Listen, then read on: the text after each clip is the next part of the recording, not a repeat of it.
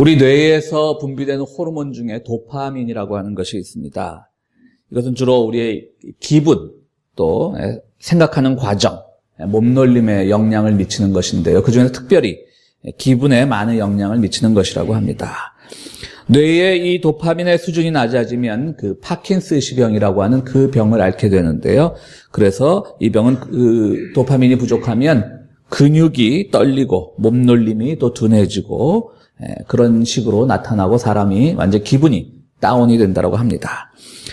그렇다면 도파민은 좋은 것인가? 도파민의 활동이 증가하게 되면요. 물론 기분 좋은 상태가 어느 정도까지 유지되지만 그것이 너무 많이 분비가 되면 사람들이 또 조울증에 걸리기가 쉽다고 합니다. 도파민에 의존할 때는 막 기분이 좋다가 또 한편으로는 우울해지고 좋다가 나쁘다가 이런 조울증에 걸리기 쉽게 된다고 합니다. 뇌과학자들이 또 호르몬학자들이 연구를 해봤습니다. 언제 사람들이 그러면 도파민이 증가될까? 인간의 기분을 좋게 하는 그 도파민이 증가될까 연구를 해봤더니요. 이게 중독성 있는 것들을 할 때마다 도파민이 증가가 된다고 합니다. 술, 담배, 마약 이런 거 하면 도파민이 증가가 됩니다. 아마도 사람들이 그런 것들을 즐겨하는 이유는 물론 마약은 좀 별개의 것이긴 하지만요. 그건 불법적인 거니까. 그 도파민이 주는 그 순간적인 쾌락 때문에 그런 것들을 즐겨하지 않나 이런 생각을 해보게 됩니다. 그래서 이걸 나는 이걸 통해서 계속 기분 상승을 경험해봐야 되겠어. 이렇게 되다 보면 걸 우리가 중독이라고 하는 것이 되죠. 알코올 중독이 되는 것이고 그렇게 되는 겁니다. 그런데요. 재미있는 게 하나 있습니다. 이런 마약이나 술이나 담배에 의존하지 않고도 도파민의 이 마구 분비되는 도파민을 경험할 수 있는 일이 하나가 있다고 합니다. 그러니까 중독성이 일종의 중독성인데요. 중독적인 그 약물에 의존하지 않는다라고 하는 것이죠. 마약이나 술이나 담배나. 그게 뭘까? 그게 뭐냐면요. 사람들이 다음의 일을 계획할 때 온 이 뇌에서 도파민 호르몬이 엄청나게 분배가 된다고 합니다. 그 계획이라는 것이요. 성취보다 계획에 사람들이 더 많은 기분 좋은 감정을 느낀다라고 하는 것이죠. 그러니까 이것도 일종의 중독이 되는 겁니다. 계획만 하는 겁니다. 여러분들 그러신 거 많으시죠? 계획만 막 하는 겁니다. 그래서 되고 안 되고는 상관이 없어요. 그래서 계획만 하다 보면 그것이 중독이 되는 겁니다. 왜 우리가 새해가 되면 작심삼일이란 말이 나옵니까? 마음 먹고 3일 가지 않습니다. 그것이 뭐냐면요. 그냥 계획만 하면 기분 좋으니까 하는 거예요. 또 그거 끝나면 또 다른 계획을 하게 되는 것이고 결국 중독이 되는 겁니다. 그러니까 여러분들 오늘 설교의 결론은 겁니다. 계획하지 말고 사십시오. 자칫하면 중독 걸립니다. 계획 중독증. 근데 사실 보면요. 오늘 본문이 바로 그거예요. 여러분들 오늘에 무슨 계획 세워주셨는지 모르겠지만 오늘 첫 절 보면 그러므로 내가 너에게 말한다. 목숨을 부지하려고 무엇을 먹을까 무엇을 마실까 걱정하지 말고 몸을 감싸려고 무엇을 입을까 걱정하지 말아라. 목숨이 음식보다 소중하지 아니하냐 몸이 옷보다 소중하지 아니하냐. 걱정한다는 말을요. 헬라어 원문을 찾아보니까 아주 재밌는 뜻을 가지고 있더라고요. 뭐냐면 계획하다는 뜻을 가지고 있는 거예요. 그러니까 뭔가를 일을 더 추진하려고 그 방법을 찾는 것이라고 하는 뜻과 같이 쓰이고 있습니다. 여러분 재밌지 않습니까? 걱정이라는 것이요. 내가 막 뭔가를 계획하는 것과 같은 의미로 쓰였어요. 헬라어에서는. 결국 우리가 뭔가를 계획하고 한다는 것이 사실은 걱정에서 나오는 거거든요. 올 한 해 2016년 내가 뭘 어떻게 하면 어떻게 되지 않을까 해갖고 우리 자녀들의 문제, 우리 비즈니스의 문제, 우리 가정의 문제 모든 걸 막 계획하다 보면 그 계획대로 될까 안 될까가 먼저 머리에 떠오르게 되고 그것이 우리에게 걱정을 불러일으키게 되는 겁니다. 유명한 미국의 그 여류 기독교 저술가 중에 앤 라모트라고 하는 사람이 있는데요. 앤 라모트가 이런 말을 했습니다. 당신들이 하나님을 웃기게 하고 싶느냐? 그러니까 마치 코미디언들이 우리를 웃기는 것처럼 하나님을 웃기게 하려면 한 가지만 하면 된다. 당신이 가지고 있는 계획을 하나님께 말씀드려라. 그럼 하나님 웃는다. 여기서 웃는다라는 건 냉소적인 의미인 거죠. 하도 하나님이 어이가 없어갖고 너 그렇게 그런 마음 먹고 있었니? 택도 없다. 내가 너에게 내가 나의 소유로 삼은 너는 그런 계획으로 살아가게 되어 있지 않다 올 한 해는. 이런 말이겠죠. 그러니까 하나님을 웃게 만들려거든 당신이 가진 계획을 하나님께 말씀을 드려라 라고 하는 그런 앤 라모트의 말이 있습니다. 그렇습니다. 사실 우리는 새해 되면 여러 가지 계획을 생각하고 또 마음에 다짐을 하고 하는데요. 물론 이런 것들이 우리가 한 해 삶을 유지해 나가는 데 있어서 필요한 것이긴 합니다. 그러나 마치 그 도파민 호르몬처럼 그것이 중독이 되어버리고 우리가 왜 이런 것들을 하는지에 대한 생각이 없어져 버리고 단순히 마음에 어떤 위안만 얻으려고 계획을 한다면 그 계획은 부질없는 것이 되고 맙니다. 어찌 보면 계획하지 말라고 하는 것은, 그런 삶을 살라고 하는 것은 우리가 그럼 허무주의적으로 살라는 말인가, 아무 그냥 방향 없이 살라는 이 말인가, 이렇게 오해하기가 쉬운데요. 하나님께서 우리들에게 오늘 어떤 계획을 두지 말고 살아라, 하나님께서 다 보살피신다라고 하는 것은 하나님과 그 보폭을 맞추어 걸어가는 삶, 하나님의 뜻에 맞추어 걸어가는 삶, 하나님의 뜻을 묵상하며 걸어가는 삶, 그 삶에 우리 모든 것을 의지할 때 거기서 우리가 행복이 경험되는 것이고요. 하나님의 뜻을 더욱 밝히 알아갈 수 있다고 하는 겁니다. 인간이 짧은 머리로, 그 적은 머리로 그냥 모든 것을 계획하고 생각해봤자 그것은 다 부질없는 것이 되고 만다라고 하는 겁니다. 여러분들 생각해 보십시오. 세상이 우리가 생각한 대로만 돌아간다면 얼마나 재미가 없겠습니까? 내가 이것을 투입을 했는데 마치 그걸 우리가 아날로그 시대라 그러죠. 내가 이만큼을 투입을 했으면 이만큼의 결과물이 나와야 되고 세상이 모든 게 그런 식으로 돌아간다면 정말 재미없어요. 그건 프로그램이에요, 프로그램. 컴퓨터고 로봇이에요. 우리가 왜 하나님을 보고 경이롭고 하나님의 그 은총을 찬양을 합니까? 우리가 생각지 않은 곳에서, 우리가 계획하지 않은 곳에서, 우리가 다짐하지 않은 곳에서 하나님께서 놀랍게 우리의 삶에 개입하셔서 우리의 삶을 바꿔주시니까 그때 우리가 하나님의 신비와 기적을 찬양하는 거잖아요. 근데 마치 우리가 어떤 기계를 다루듯이 내가 이 하나의 버튼을 누르면 기계가 돌아가고 2라는 버튼을 누르면 기계가 좀 더 빨리 돌아가고 마치 세탁기를 우리가 움직이듯이요. 그러면 세상이 얼마나 재미없겠습니까? 하나님은 우리가 1번을 누르면 1번의 결과물을 주시고 2번을 누르면 2번의 결과물을 주시는 분이 아니라 그 계획을 다 초월해서 정말 우리가 늘 하나님의 뜻을 묵상하면서 매일매일 하나님과 함께 걷는 훈련을 할 때 그 안에서 우리의 삶을 인도해 주신다는 뜻입니다. 올 한 해가 여러분들은 그러한 한 해가 되기를 바랍니다. 그런 점에서요, 우리가 계획한다는 말, 그 플랜이란 말이 있는데요. 이 말은요, 실제로는 물론 영어 단어 속에는 플랜이란 말이 오래전부터 쓰였지만 실제로 이게 그 언어학자들이 빈도수를 조사해 보니까요, 1945년 이후에 모든 문서에서 플랜이란 말이 갑자기 급격하게 쓰이기 시작했다고 하는 것이죠. 그러니까 전쟁을 치르고 나서, 전쟁이란 건 사실 작전이 있고 계획이 있어야 되잖아요. 그러니까 그때 막 플랜이란 말이 생긴 거예요. 어떻게 보면 전쟁 용어라는 거죠. 심지어 전쟁 때문에 이 말이 생긴 거예요. 물론 오늘 우리가 살아가는 세상을 전쟁터라고도 말하고 매일매일 정말 싸우듯이 우리가 열심히 살아야 되지만 전쟁인들 그 플랜을 세웠을 때 전쟁이 항상 승리를 했습니까? 그렇지 않잖아요. 열심히 계획을 세웠는데도 어떤 자연적인 것에 의해서 오히려 굉장히 사소한 우연에 의해서 그 전쟁의 승리가 뒤바뀌는 경우들도 우리는 전사에서 많이 발견할 수가 있습니다. 그러니까 플랜이라는 것은 그만큼 계획이라고 하는 것은 덧없는 것이라고 하는 것이죠. 그런 점에서 말씀드렸듯이 올해는 계획보다는 하나님과 함께 가는 길, 또 그분이 내 앞에 무엇을 준비해 놓으셨는지 궁금해하지 말고 그냥 맡기는 삶을 살아가는 것이 필요한 한 해가 되기를 바라는 것입니다. 그런데 오늘 보면 우리는 그걸 맡고 있는 겁니다.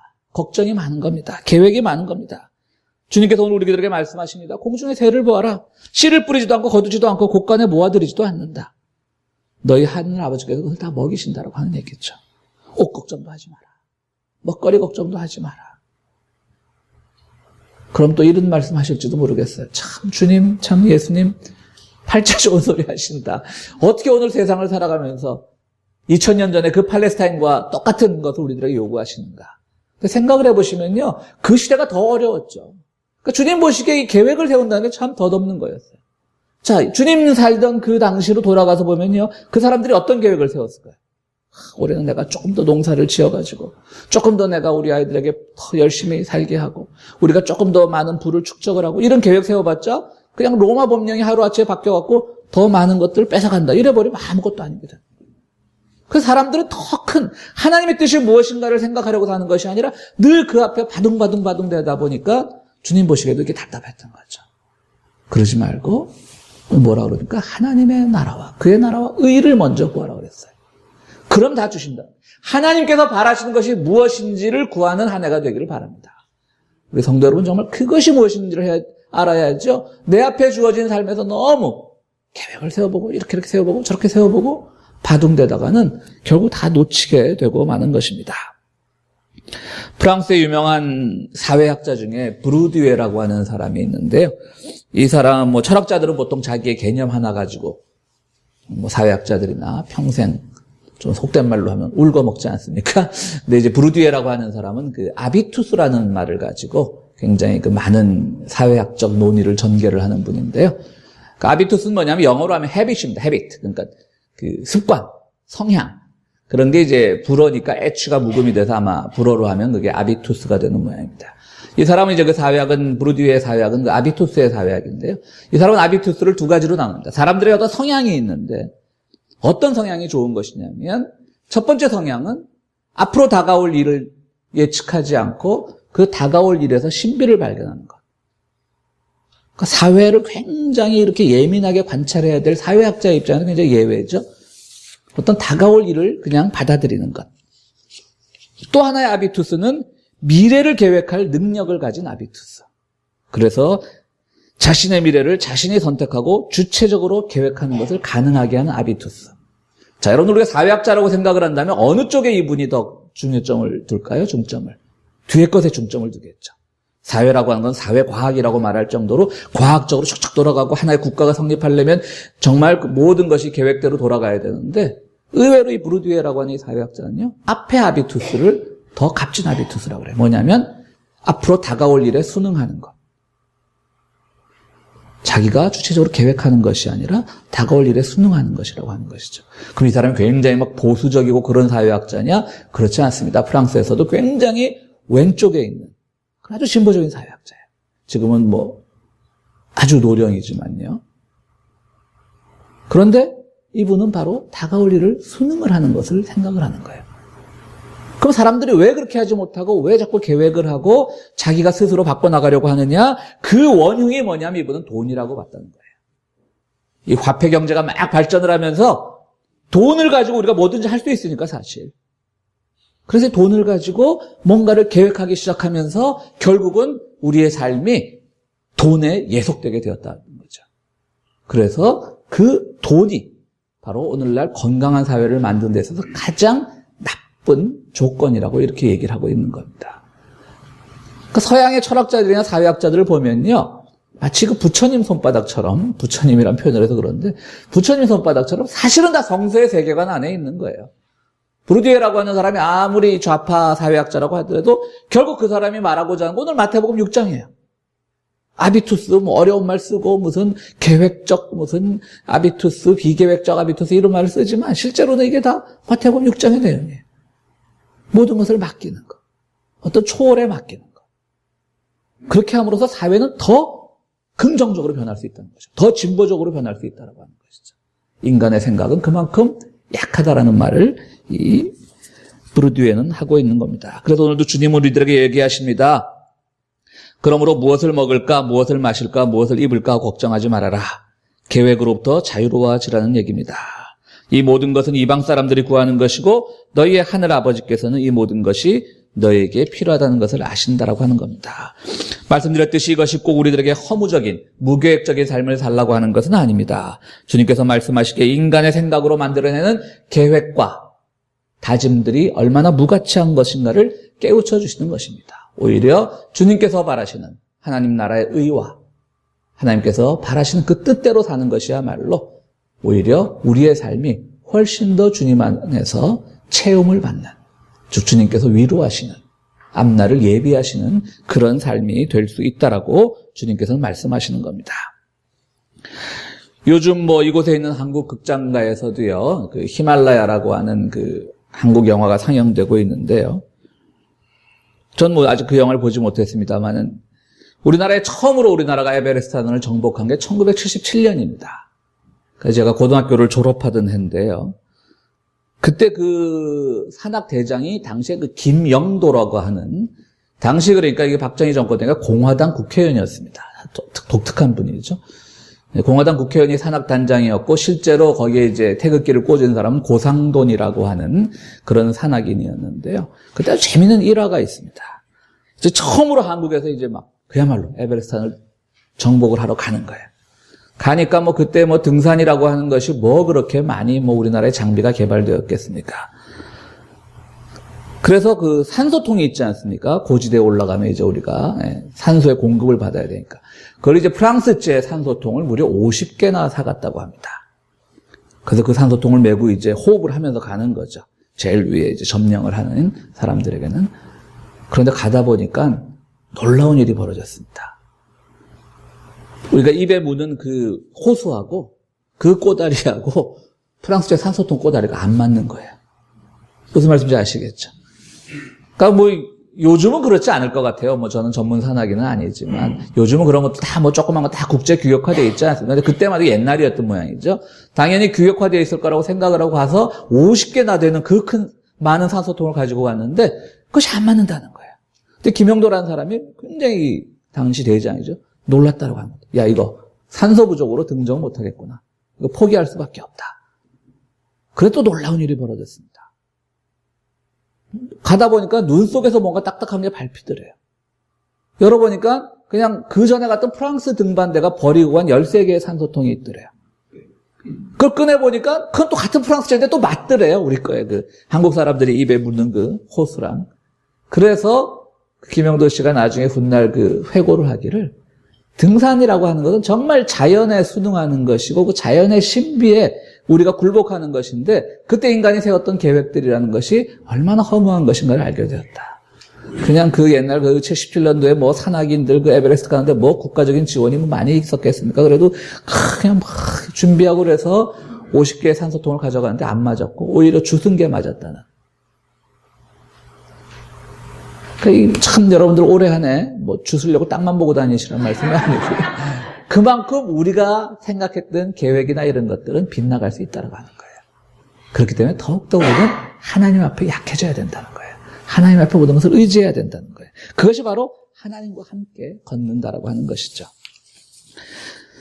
그래서 하나님의 나라와 먼저 그의 의를 구하면 모든 것을 더하게 주신다라고 하는 것입니다. 그런 점에서 인생은 뭔가 계획을 세우고 뭔가를 더해가는 덧셈이 아니라 우리의 인생은 바로 뺄셈입니다. 우리의 믿음은 뺄셈에서 오는 그 빈자리를 우리 예수 그리스도께서 채워주시는 겁니다. 여러분들 어떠십니까? 우리의 고국의 현실을 보면 어떻습니까? 올해도 분명히 우리에게 편치 않은 한 해가 될 것입니다. 작년부터 편치 않은 공격들이 시작되지 않았습니까? 세월호 문제만 봐도 그렇고 그 유가족들, 정말 그 유가족들이 왜 이 배가 침몰되었는지, 왜 그렇게 구조를 못했는지 그걸 알려달라고 하는 건데 그것이 그렇게 왜곡되게 선전됩니다. 천박합니다. 사람들이 무엇 때문에 비난합니까? 부모의 그 자식을 잃은 부모의 마음은 헤아리지 않습니다. 저것들 돈 더 받으려고 그런다. 물론 경우에 따라서는 그런 어떤 사고에 대해서 그 사고가 빨리 정리되지 못하고 오랫동안 지속되는 것이 보기 싫은 사람들도 있을 수 있어요. 근데 적어도 그 보기 싫다고 해서 해야 될 말과 하지 말아야 될 말은 구분을 해야 되는 건데요. 대부분 하지 말아야 될 말이 어디에 집중이 되어 있냐면 저것들 돈 더 받으려고 그런다. 보상금 더 받으려고 그런다. 그러면 그 말을 하는 사람은 그 말을 하고 나면 편할까요, 과연? 그럼 당신 자식 그만큼 돈 주게 한번 죽여볼래? 이렇게 되잖아요. 그런데 이번엔 또 뭡니까? 정말 14세, 13세 초등학교 5, 6학년, 중학교 1학년 아이들을 그 성적 노예로 끌고 가면서 그것에 대한 반성과 회개는커녕 겨우 우리 돈으로 100억 원. 뭐 어떻게 보면 큰 돈이지만 요즘 한국 뭐 강남의 아파트 시세로 치면 5채 값밖에 안 되는 걸로 돈으로 무마하려고 하는 거예요. 그리고 그것을 해온 사람, 그 일종의 타결을 한 사람들은 그걸 막 자랑을 해요. 오늘 아침 잠깐 SNS를 보니까 어떤 뭐 영화 초등학교인가 그 영화 초등학교라고 하는 학교에서 일제시대 때 그 정신대, 그때만 해도 그 용어가 정신대였죠. 거기에 끌려나가는 아이들을 기념 촬영한 사진이 뜨더라고요. 아이들 8명이 초등학교 6학년 아이들이에요. 8명이 그때 군복을 다 입혀놨어요. 그리고 나머지 아이들은 뒤에 있고 한반 전체 사진을 찍은 거예요. 13살, 14살 아이들이 성적 노예로 끌려갔어요. 속여서 끌고 간 거죠. 가나안 집 아이들, 특히 우리 조금 더 조숙하고 가나안 집 아이들을 우선적으로 선발을 했다고 합니다. 일본 가서 돈 벌게 해줄게. 올 한 해 우리가 이렇게 천박한 한 해가 또 시작되었습니다. 근데 그 돈이라고 하는 것에 모든 것을 평가하는데 돈이 모든 것을 주관하는데 바로 돈이 우리의 계획과 맞아떨어지게 되는 겁니다. 오늘 우리 주님께서 우리들에게 하시는 말씀은 정말 인생에 사는데 계획이 무가치하다 이 말씀을 하시는 게 아니에요. 되는 대로 살아라 이 말씀을 하시는 게 아니에요. 어떤 계획을 세워야죠, 당연히. 근데 그 계획에 정말 내가 어떤 돈이 개입이 되고 물질이 개입이 되고 거기에서 우리가 찾아야 될 어떤 인성이나 하나님의 의나 이런 것들은 사라져버리고 우선적으로 돈을 먼저 생각하고 자식이 죽어서라도 누가 더 많은 돈을 받을까 봐 그냥 두 눈을 퍼렇게 뜨고 저들 돈 더 받으려고 한다라고 하는 그런 마음을 가진 사회는 얼마나 천박한 사회입니까? 그렇게 하는데 그 돈이 모든 계획의 근본에 있는 거예요. 그러니까 우리 평화의 교회 성도들은요. 그 돈을 계획의 중심에 놓지 말라는 것이 오늘 주님께서 말씀하시는 겁니다. 물질을 계획의 중심에 놓지 말라고 하는 겁니다. 당연히 올해 다짐도 필요할 겁니다. 그 다짐이 주님 안에서 좋은 열매를 얻을 수 있도록 우리 기도해야 됩니다. 주님과 함께 걸어가야 됩니다. 근데 주님이 바라시는 계획은 뭐냐면 주님께서 정의를 희생시키면서 돈으로 덮으려고 하는 것이 주님이 바라시는 것일까요? 과거를 왜곡하면서 돈으로 모든 것을 해결하는 것이 주님께서 바라시는 것일까요? 그게 아니라고 하는 거죠. 그런 점에서 오늘 주님께서는 바로 이 말씀을 하신 겁니다. 하늘의 새를 봐라. 들꽃을 봐라. 얼마나 아름답냐. 거기에 어디 물질이 개입되었더냐? 돈이 개입되었더냐? 그럼도 주님께서 다 채우시지 않느냐. 바로 그 말씀입니다.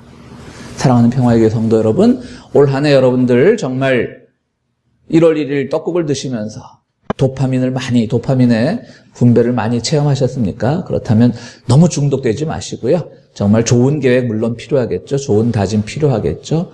그러나 그것이 정말 주님 보시기에 좋은 것인지 내 염려와 걱정에서 나온 것은 아닌지 꼭 돌아보시고 올 한 해는 하나님이 무엇을 바라시는지 하나님과 함께 걷는 데서 오는 그 정말 기쁨의 삶이 여러분들의 가장 주요한 삶이 되는 한 해가 되기를 간절히 바랍니다. 우리 함께 기도하시겠습니다.